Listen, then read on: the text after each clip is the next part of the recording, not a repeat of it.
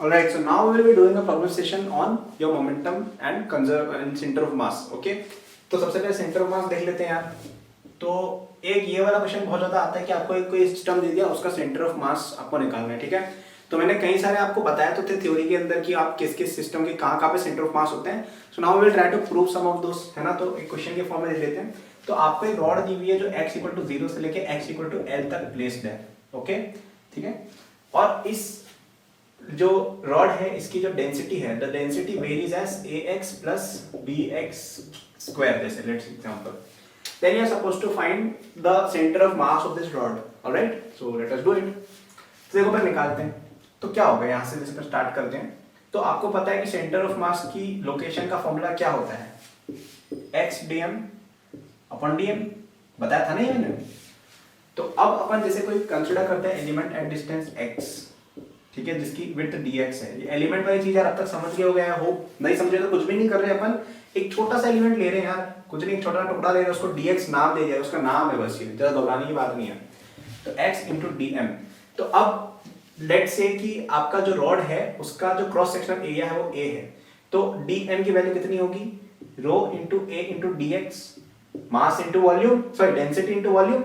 मास ही होता है ना, तो डेंसिटी और वॉल्यूम इतनी डिवाइडेड बाय, और यहाँ पे इंटीग्रेशन इस पूरे का डिवाइडेड बाय इंटीग्रेशन ऑफ केवल रो a dx. ठीक है, ये रो इसकी जो है ये लीनियर, सॉरी हाँ, ये डिपेंड करती है केवल x के ऊपर, ये क्रॉस सेक्शन एरिया पर डिपेंड नहीं करती है ये, तो वैसा कुछ सोचना मत.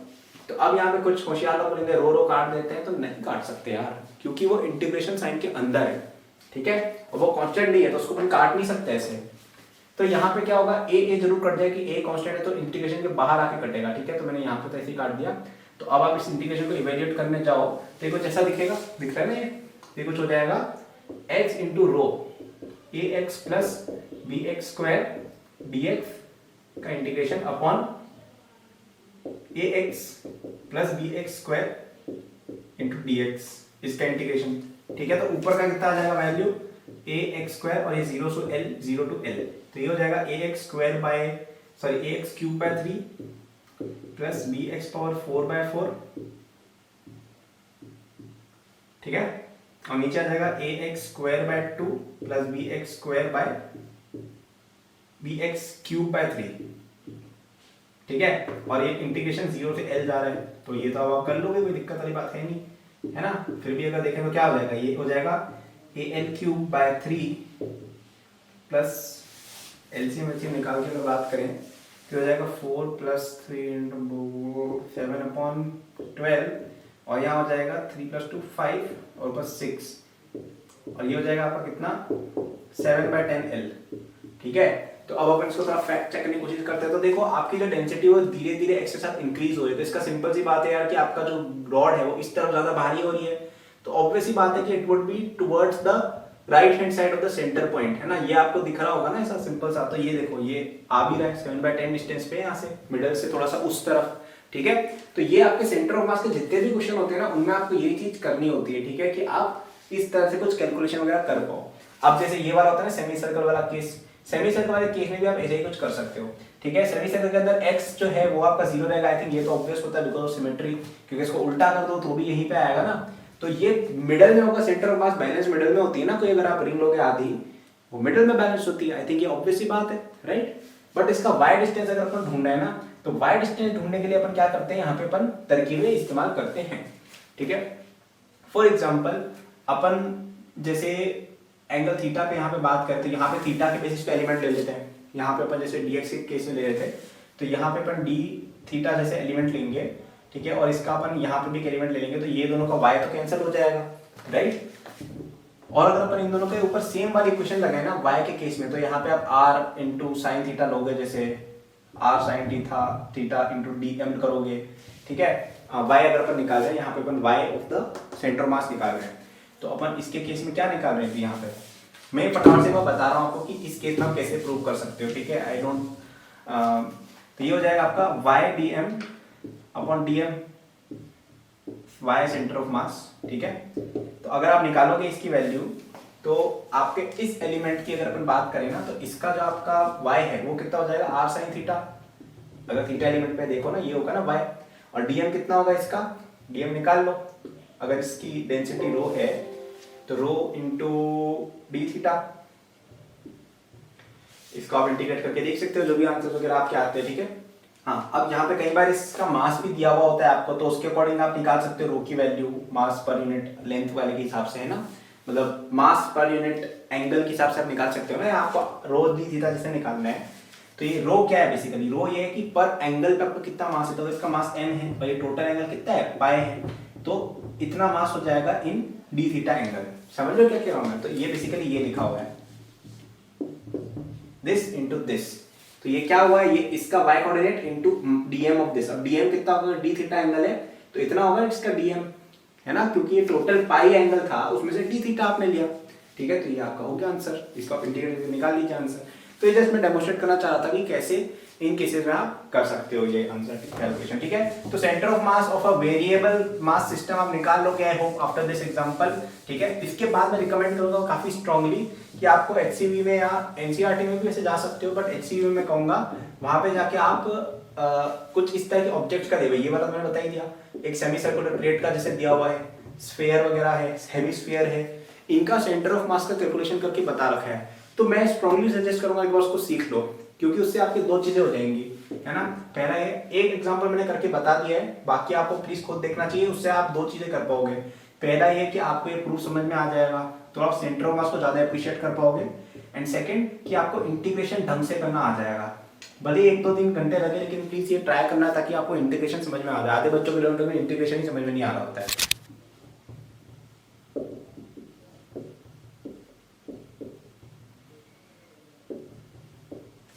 ये एक और काफी कॉमन सा क्वेश्चन है, काफी पॉपुलर क्वेश्चन, आपको ऑलमोस्ट हर बुक में क्वेश्चन मिल जाएगा कि आपको एक बॉल दी है जिसकी स्पीड v है and it is going at an angle theta with the normal, और वो एक दीवार से टकरा जाती है, ठीक है, सरफेस से टकरा जाती है एंगल थीटा और कोएफिशिएंट ऑफ डिस्ट्रीब्यूशन e है। तो फाइंड करना है किस वेलोसिटी और किस एंगल पे जाएगा, ठीक है। तो अब यहाँ पे नोट करें कि e की वैल्यू 1 दी हुई नहीं है ना, ऐसा दिया हुआ नहीं है कि इलास्टिक कोलिजन है, तो आपका ये एंगल कुछ भी हो सकता है, ठीक है। तो जब तक इन्फॉर्मेशन नहीं है डोंट अज्यूम थिंग्स, और यहाँ पे फ्रिक्शनलेस वगैरह तो दिया हुआ है हालांकि, तो उसकी प्रॉब्लम नहीं है। तो अपने पास दो इन्फॉर्मेशन है, पहली बात म्यू इक्वल टू 0 है और दूसरी बात e की वैल्यू दी हुई है। तो अपन इन दोनों इन्फॉर्मेशन से क्या पता कर सकते हैं, म्यू की वैल्यू 0 है का क्या मतलब है कि अलोंग द सरफेस किसी तरह का फोर्स नहीं लग रहा है, कि अलोंग द सरफेस कौन सा फोर्स लगता है, फ्रिक्शन, और फ्रिक्शन यहाँ पे है नहीं, तो इससे अपन ये कंक्लूड कर सकते हैं कि इस डायरेक्शन में मोमेंटम कंजर्व रहेगा। तो we can say px initial equal to px final, ठीक है, यानी कि x डायरेक्शन के अलोंग जो मोमेंटम इनिशियली था it will be the same as x direction के अलोंग जो मोमेंटम है फाइनली, ठीक है। अब x के अंदर तो क्या वेक्टर शो करना, तो हम लिख देते हैं, तो mv, अब बताओ इसके अलोंग कितनी वेलोसिटी होगी, mv sin theta equal to mv dash sin theta dash. तो ये अपने पास एक इक्वेशन आ गई क्या, कि v sin थीटा बराबर v dash sin theta dash. इसको अपन कर लेते हैं सर्कल कि यार ये काम की चीज है। तो ये तो चलो यार एक चीज हमको पता चल गई। अब एक और चीज भी अपने पास है इंफॉर्मेशन, वो ये है कि e है इसके अंदर कोएफिशिएंट ऑफ रेस्टिट्यूशन, यानी velocity of approach, sorry velocity of separation upon velocity of approach equal to e है ना। तो अब यहाँ पे अपन देखते हैं वेलोसिटी ऑफ सेपरेशन कितनी होगी, कि इस सरफेस से सेपरेट कितनी स्पीड से हो रहा है, तो ये हो जाएगा v dash cos theta dash, इसी स्पीड से हो रहा है ना सेपरेट, सरफेस के परपेंडिकुलर वाला है लेंगे अपन, ठीक है, सरफेस के परपेंडिकुलर वाला जो कंपोनेंट है वो लेंगे अपन। तो v dash cos theta dash वाला जो है उससे वो सेपरेट हो रहा है सरफेस से, और अप्रोच कितनी स्पीड से कर रहा है, v cos थीटा स्पीड से, तो ये e हो गया। अपने पास ये आ गया कि cos theta dash upon cos theta बराबर e, ये अपने पास इक्वेशन आ गई। तो अपने पास दो वेरिएबल हैं थीटा डैश और v डैश, तो एलिमिनेट करते हैं। तो इससे अपना थीटा डैश एलिमिनेट हो गया, तो अपन को क्या चाहिए sin थीटा डैश, तो निकाल लो। तो sin स्क्वायर थीटा डैश बराबर कितना हो जाएगा, 1 minus cos square theta dash, और cos स्क्वायर थीटा डैश कितना है, e square cos square theta. Alright, so this is your answer, ठीक है, sorry answer of sin square theta की वैल्यू। तो अब अपन को v डैश चाहिए, तो थीटा डैश कितना आ गया आपका, sin inverse under root of 1 minus e square cos square theta, ठीक है। तो ये आपका थीटा डैश आ गया। अपन इसको इसमें डाल देते हैं इस इंफॉर्मेशन को। So what do we get, v dash equal to v sin theta upon sin theta dash. तो sin थीटा डैश कितना रहेगा, 1 minus e square cos square theta. ये आ गया आपके दोनों आंसर, थीटा भी आ गया, थीटा डैश भी आ गया और v डैश भी आ गया। ऑलराइट, तो यहाँ पे मैंने क्या की इनसाइट्स लिए कि जब भी ऐसा कोलिजन वाला आया ना क्वेश्चन, तो उसमें दो ही चीजें यूज करनी है मोस्टली, एक परपेंडिकुलर और एक अलोंग के अंदर चले जाओ। अलोंग के अंदर कोएफिशिएंट और रेस्टिट्यूशन वाले क्वेश्चन सॉल्व करेंगे, और परपेंडिकुलर सॉरी सरफेस के अलोंग अपन यूज करेंगे मोमेंटम कंजर्वेशन, और सरफेस के परपेंडिकुलर अपन यूज करेंगे कोएफिशिएंट ऑफ रेस्टिट्यूशन वाले इक्वेशन। ठीक है, so I hope you are understanding this, है ना, आपको समझ में आया होगा। हाँ, तो यहाँ पे एक बहुत ही इंटरेस्टिंग सा क्वेश्चन है, और ये क्वेश्चन थोड़ा out of the box type का क्वेश्चन है। ओके, ये क्वेश्चन जेईई एडवांस वगैरह में आते हैं इस तरह के, तो ध्यान देंगे आप थोड़ा। तो आपके पास एक मास m है यहाँ पे, और एक आपके पास एक कटोरा है जिसका मास है 2m, और यहाँ पे ये जो कटोरा है ना, it is held by a thread. Okay, तो इस तरह कुछ है, और यहाँ पे एक बॉल है मास m की जो नीचे आ रही है v स्पीड से। ठीक है, कांस्टेंट स्पीड से आ रही है, ग्रेविटी वगैरह मत कुछ नहीं। तो आपको ये बोल रहा है कि जब ये जो बॉल है ये इसके साथ कोलाइड हो जाएगी, तो ये कितनी स्पीड से सिस्टम मूव होगा, ये जो ऊपर है मास और ये मतलब बेसिकली थ्रेड, ये कितनी स्पीड से मूव होगा, कि ये कितनी स्पीड से ऊपर आएगा, कितनी स्पीड से नीचे आएगा, ओवरऑल सिस्टम। तो यहाँ पे अपन इंपल्स से सॉल्व करेंगे इसको। ठीक है, तो अब यहाँ पे देखो कैसे सॉल्व करें, समझो इस बात को। तो अपन यहाँ पे ये देखा कि यार अपन क्या करते हैं कि जस्ट वो मोमेंट अगर अपन देखते हैं जब ये जो बॉल है ये इससे जस्ट टकरा जाती है, तो इस पे क्या क्या फोर्सेस लगेंगे बताओ। एक तो इस पे नॉर्मल फोर्स लगेगा एकदम से, ठीक है, मतलब ये जो बॉल है इस पे नॉर्मल फोर्स लगेगा एकदम से, कहां से लगेगा, इस कप से, right. And if you talk about this pen, ये जो कप है इसकी बात अगर हम करें, इस पे क्या क्या लगेंगे बताओ। कि अगर एक रस्सी से लटका हुआ और एकदम जिसमें बॉल गिरती है, तो इस पे एक तो रस्सी की वजह से एकदम से जर्क लगेगा, है ना, समझ रहे हो, एकदम से रस्सी खिंचा जाएगी ना, तो वो भी एक इंपल्स देगी। और ये जो नीचे ये जो हिट हुआ है ना बॉल, इसकी वजह से नीचे की तरफ इंपल्स एक और लगेगी। समझ रहे हो क्या कह रहा हूं मैं, एक फोर्स लगेगा ना, एकदम से धड़ाम से फोर्स लगेगा। आपके जैसे एक आपने कप लिया, उसमें एक बॉल एकदम से गिरेगी, तो उस पर एकदम से फोर्स नहीं लगेगा, उसी की बात कर रहा हूं मैं। तो नीचे लगेगा, और बिकॉज वो एक रस्सी से टंगी हुई थी, तो रस्सी उसको ऊपर खींचेगी, एकदम टी फोर्स से खींचेगी, और क्योंकि फ्रिक्शनलेस और आइडियल पुल है, तो ये भी इसको टी फोर्स से खींचेगी। तो अब अपन यहाँ पे इंपल्स के हिसाब से यहाँ पे कैलकुलेशन करते हैं। तो हमने देखा था कि इंपल्स इनटू टाइम, ये जो होता है ना, ये होता है चेंज इन मोमेंटम के इक्वल। ठीक है, अपन ये वाली इक्वेशन से क्वेश्चन सॉल्व करके देखेंगे। तो अपन लगा दें सबसे पहले बॉल के ऊपर, तो बॉल के ऊपर क्या लगी है, एन डी टी इंपल्स लगी है, इंटीग्रल, और ये कितनी है, बाद में मोमेंटम कितना हो जाता है। लेट्स अज्यूम कि बाद में सिस्टम v स्पीड से चलने लग गया, ठीक है, बॉल इससे चिपक गई और ये v स्पीड से पूरा मूव होने लग गया, कैपिटल V। तो m into capital V minus small v, ठीक है, ये इनिशियल मोमेंटम, और कैपिटल V इंटू m है आपका final momentum after the collision, and उससे पहले m इंटू v। ठीक, तो ये आपका हो गया पहले इंपल्स इक्वेशन। दूसरी इंपल्स इक्वेशन लगा अपन पैन के ऊपर। पैन के अंदर कौन कौन से इंपल्सेस हैं, नीचे की तरफ लग रहा है एन डी टी, ऊपर की तरफ लग रहा है टी डी टी। ये हो जाएगा change in momentum of the pen, 2m into बाद में भी, और पहले जीरो स्पीड पे था, तो ये एक और इक्वेशन। अपन देखते हैं इस ब्लॉक के ऊपर, तो इस ब्लॉक के ऊपर एक इंपल्स लग रहा है ऊपर की तरफ, ठीक है, और ये जगह चेंज इन मोमेंटम, पहले जीरो स्पीड थी, अब m इंटू वी होगी। तो अब अपन ये तीनों इक्वेशंस को सॉल्व करते हैं यार। सबसे पहले टी डी टी को यहाँ डालो, ठीक है, टी डी टी को यहाँ डाला तो क्या आ जाएगा अपने पास, 3mv equal to N D T के इक्वल, और 3mv इसको जैसे अपन करेंगे तो v आ जाएगा आपका कितना, 3m capital V equal to mv minus mv, यानी कि कैपिटल V हो जाएगा आपका स्मॉल v अपॉन 4। ठीक है, समझ में आया। थोड़ा सा नीचे कर देता हूँ जो नहीं दिख रहा हो तो, है ना।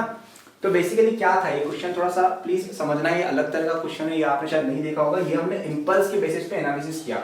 हमने क्या बोला कि यार आपके पास एक बॉल थी, वो इससे टकरा के इससे चिपक गई, तो बताओ कितने स्पीड पे सिस्टम मूव होगा। तो यहाँ पे अब अपन और भी चीजें देखो यूज कर सकते थे, पर यहाँ पे कंजर्वेशन ऑफ मोमेंटम भी एक तरह से लगा रहे हैं, क्योंकि देखो initial momentum of the system नीचे की तरफ कितना हो जाएगा, mv। ओके, अब यहाँ पे मोमेंटम कंजर्वेशन में पता है बहुत सारे पंगे ये होंगे कि यहाँ पे भी फोर्स लग रहा है, कोई ऊपर जा रहा है, कोई नीचे जा रहा है, प्लस ग्रेविटी का फोर्स भी लग रहा है, तो इसलिए वो एनालिसिस जो है थोड़ा कॉम्प्लिकेटेड हो जाता है। हालांकि वो करके भी बताया जा सकता है, बट आप बहुत कंफ्यूज हो जाओगे उस तरीके से, राइट। तो इसलिए एक इजी तरीका बनाया गया इस तरह के क्वेश्चंस में। तो जब कोई एक्सटर्नल फोर्स लग रहा हो, यहाँ पे देखो पुली का फोर्स लग रहा है, ग्रेविटी वगैरह सब लग रही है, तो आप इस तरह की चीजें कर सकते हो कि इंपल्स बेस्ड एनालिसिस कर लो। इंपल्स बेस्ड एनालिसिस कैसे किया अपन ने हर मोमेंट पे इंपल्स देख ली। तो यहाँ पे जैसे ही इससे टकराया तो इंपल्स लगी, तो उसके बेस पे हमने ये इक्वेशन लिख दी बॉल के ऊपर, कि बॉल के ऊपर इतनी इंपल्स लगी और चेंज इन मोमेंटम कितना हुआ, इतना। फिर अपन ने देखा कि इस पैन के ऊपर क्या क्या इंपल्स लगी, तो एक लगी है बॉल की वजह से, एक लगी रस्सी की वजह से, उसका चेंज मोमेंटम लिख दिया। फिर अपन ने इसको देखा और ये अपन ने निकल दिया, ठीक है, और फिर सॉल्व करके कर लिया। तो अब इससे अपन ने की इनसाइड क्या सीखा? पहली बात यूनिक अप्रोच। कई बार ऐसा होता है यार, कोई चैप्टर है या कोई क्वेश्चन है, उसमें अपने जो नॉर्मल तरीके होते हैं इसमें आप कोई सा भी तरीका लगा लो, आप भले वर्क ऑफ एनर्जी लगाओ, भले आप सेंटर ऑफ मास लगाओ, भले आप एनएलएम लगाओ, नहीं कर पाओगे, केवल इसी तरीके से कर पाओगे, ठीक है। दूसरी चीज अपन ने ये सीखी है कि कई बार कैलकुलेट नहीं कर पाते ना, जैसे टीडीटी की वैल्यू आप थोड़ी कैलकुलेट कर पा रहे हो कि टी कितना है, तो भी क्वेश्चन सॉल्व हो जाता है। अब इसमें टी उस समय कितनी आई, we could not calculate it but we can calculate the value of t d t. तो ये मुझे काफी ब्यूटीफुल सा कॉन्सेप्ट लगता है, because you can not calculate the intermediate value but you can still get the result. Okay, तो कई बार physics में इस तरह की चीजें भी हो जाती हैं। ऑलराइट, सो आई होप आपको ये क्वेश्चन पसंद आया होगा यार, है ना। इस तरह की चीजें आप देखते रहिएगा। ये क्वेश्चन मिल जाता है बुक्स वगैरह में, ये आपको यूजुअली सिंपल बुक्स में नहीं मिलेगा, थोड़ी हाई एंड बुक्स में मिलेगा। So I hope you understand this method. ये अच्छे से एक बार समझ लो यार, है ना। इस तरह question JEE advance point of view से काफी इंपॉर्टेंट होते हैं। मेंस में हालांकि इतना नहीं आएगा बट एडवांस में जरूर आ सकते हैं, तो ध्यान दीजिएगा। अब एक और तरह का क्वेश्चन है, हालांकि काफी ज्यादा सिंपल है। जैसे आपके पास कोई प्रिज्म है जिसका मास है 5m, ठीक है, और यहाँ पे एक ब्लॉक है मास m का। तो ये बोला गया कि अगर इसकी लेंथ है वो अगर l है, ठीक है, तो अगर ये जो ब्लॉक है ये स्लाइड करके पूरा नीचे आ जाता है तो ये बड़ा वाला ब्लॉक कितना मूव हो जाएगा, बेसिकली ये बोला गया, ठीक है। तो अब आपको यहाँ पे कुछ चीजें समझनी होंगी कि यहाँ पे पहली बार फ्रिक्शनलेस है सब कुछ। तो ऐसे क्वेश्चंस काफी ज्यादा कॉमन है, कैसे करने समझो, ये जेईई मेन में आ सकता है इजीली, ठीक है। तो इसमें अपन ये देखते हैं कि जो पूरा सिस्टम है इसके ऊपर कोई एक्सटर्नल फोर्स नहीं लग रहा है, यानी कि आपका जो सेंटर ऑफ मास है वो सेम जगह पर रहने वाला है, ठीक है। मतलब कोई भी एक्सटर्नल वेलोसिटी कुछ भी नहीं है ना, रेस्ट पे था तो अभी भी रेस्ट पे रहेगा। तो अपन ये मान लेते हैं कि यार ये x डिस्टेंस हिल गया, ये नीचे वाला आपका, ठीक है। तो हम क्या बोलेंगे कि इनिशियल सेंटर ऑफ मास की पोजीशन अगर 0 थी तो नेक्स्ट जो चेंज हुआ, मतलब change in centre of mass की पोजीशन वो 0 होना चाहिए।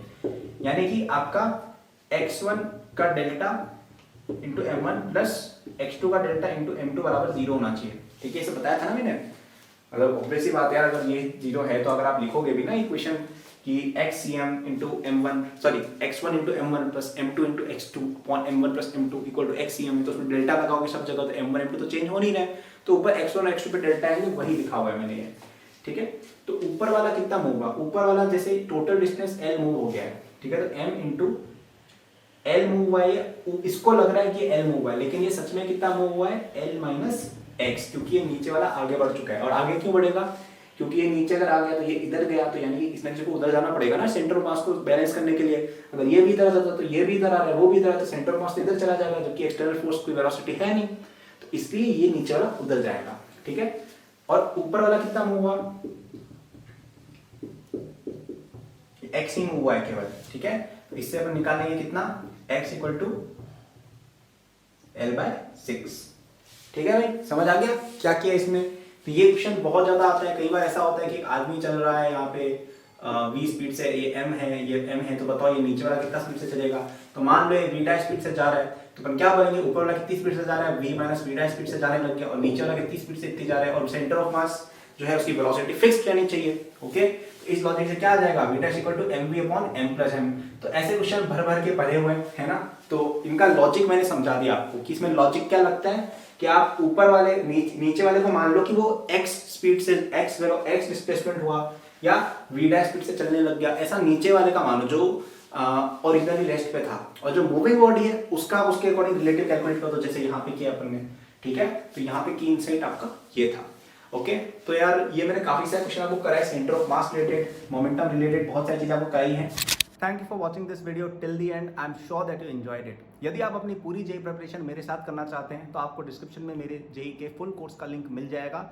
इस कोर्स में आपको जो यूट्यूब पे मेरे लेक्चर्स और प्रॉब्लम सॉल्विंग के वीडियोस मिलते हैं उसके कंपेयर में बहुत ज़्यादा कंटेंट है, एंड आपको यहाँ पे practice sheet with solution, test series with solution भी मिलती है। It's a complete solution, you can rely on it. आप यदि किसी कोचिंग जाते हैं या अगर आप सेल्फ स्टडी करते हैं, in both cases it will be very useful, so do check it out, okay. इसके अलावा मेरे जेई के फ्री नोट्स भी डिस्क्रिप्शन में लिंक्ड हैं, एंड डिस्क्रिप्शन में और भी मैंने बहुत सारे रिसोर्सेज फॉर स्टूडेंट्स डाले हुए हैं, जैसे the books that I recommend, my social media and my newsletter in case you want more content और if you want to approach me with any doubts और सजेशन, नोट्स हैं NEET के students के लिए, कॉलेज स्टूडेंट्स के लिए, startup enthusiast के लिए भी, ओलंपियाड एंथुसियास्ट के लिए भी कोर्सेज हैं, तो चेक जरूर कर लीजिएगा डिस्क्रिप्शन, आपको काफ़ी यूजफुल रिसोर्सेज वहाँ मिलेंगे। Thank for watching, like subscribe कर लीजिएगा for more such videos. Good luck.